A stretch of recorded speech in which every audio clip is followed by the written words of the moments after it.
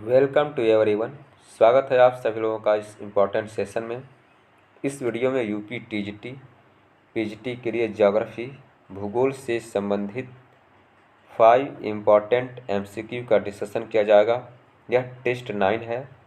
यदि आपने test 1 to 8 नहीं देखा है तो इस वीडियो के डिस्क्रिप्शन में लिंक है, आप वहां से देख सकते हैं।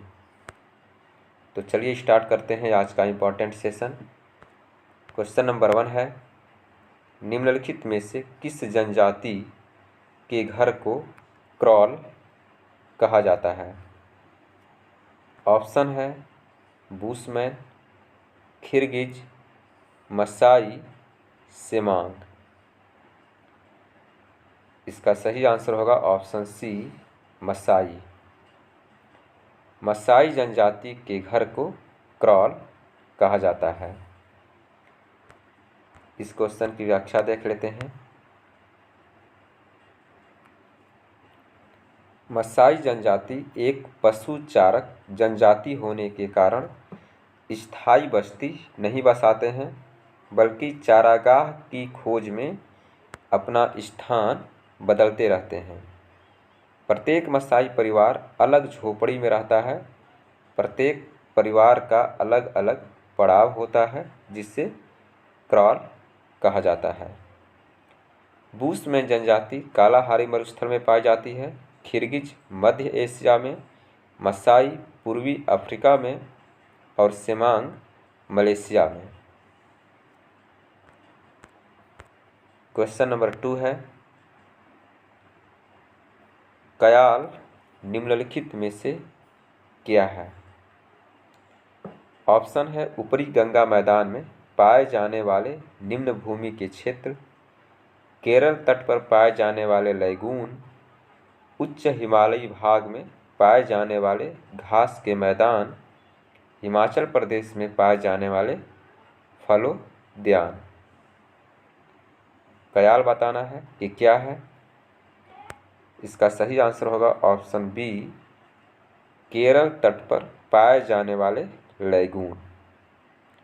कयाल केरल तट पर पाए जाने वाले लैगून होते हैं। इस क्वेश्चन की व्याख्या देख लेते हैं। कयाल मलयालम भाषा का शब्द है जिसका अर्थ झील होता है। केरल के तट पर अनेक लैगून झीलें हैं। इन लैगून झीलों को स्थानीय भाषा में कयाल कहा जाता है। क्वेश्चन नंबर 3 है, संयुक्त राज्य अमेरिका और कनाडा में रॉकी पर्वत श्रेणी के पूर्वी ढाल के साथ चलने वाली शुष्क स्थानीय पवन है। ऑप्शन है फॉन, चिनूक, सिराको, बोरा। इसका सही आंसर होगा ऑप्शन बी, चिनूक।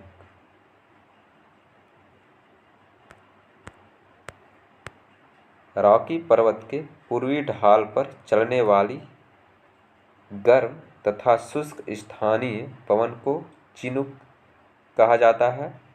कनाडा और संयुक्त राज्य अमेरिका में इन शुष्क पवनों से हिम पिघल जाती है, इसलिए इन्हें हिम भक्षणी स्नो ईटर भी कहा जाता है। आल्प्स पर्वतीय क्षेत्रों में चलने वाली शुष्क स्थानीय पवनों को फॉन कहा जाता है। एड्रियाटिक सागर के उत्तरी तट पर चलने वाली ठंडी हवाओं को बोरा कहा जाता है। क्वेश्चन नंबर 4 है, ऑरोरा बोरियालिस होता है। ऑप्शन है बहिर्मंडल में, अयन मंडल में, ओजोन मंडल में, समताप मंडल में। इस क्वेश्चन में बताना है कि ऑरोरा बोरियालिस की घटना किस मंडल में होती है, वायुमंडल की किस परत में होती है। इसका सही आंसर होगा ऑप्शन बी, अयन मंडल में।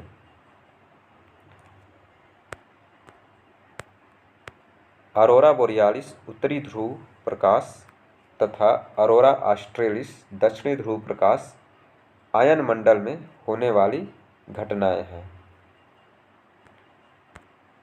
क्वेश्चन नंबर 5 है और इस सेशन का लास्ट क्वेश्चन है।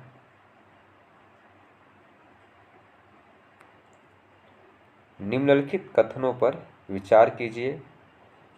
उच्चावच भूदृश्य में लंबवत ऊंचाई के अंतर को व्यक्त करता है।